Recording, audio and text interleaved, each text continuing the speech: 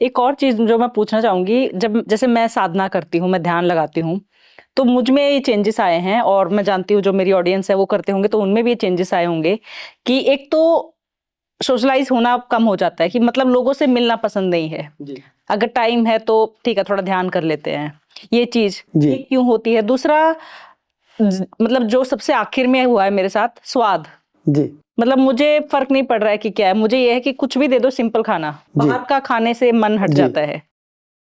बहुत से ऐसे चेंजेस आते हैं जो मैं नहीं बता सकती हूँ, तो ये क्यों होते हैं? मेरा एक है कि जैसे लहसुन प्याज मेरे घर में बंद हो रखा है, ठीक है, 1 साल से ऊपर हो गया है, पहले मैं लेती थी। ये जो बदलाव आते हैं ये क्यों आते हैं? जी देखो, साधना का मतलब ही आपने एक शब्द लिया साधना। साधना का मतलब अपने आप को साध लो। जिसने अपने आप को साध लिया वही साधु है, और जिसने आत्मा को जान लिया तत्व से वो महात्मा हो गया, महान आत्मा। आत्मा तो पहले से ही महान थी, तो फिर महान लगाने की आवश्यकता क्यों पड़ी? महान आत्मा आप करो। जब से मैं साधना करने लग गई तो आपने साधना शुरू कर लिया, आप अंतर्मुखी हो गए।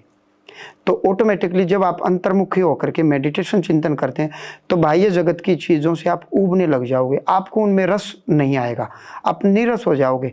अब मज़ा नहीं आ रहा, अब तो रस आ रहा, आंखें बंद करके बैठ जाऊं और अपने इष्ट देव या इष्ट देवी से बातचीत करूं, उनसे ध्यान लगाऊं, उन्हीं से संपर्क जोड़ूं, जी आपको रस आएगा।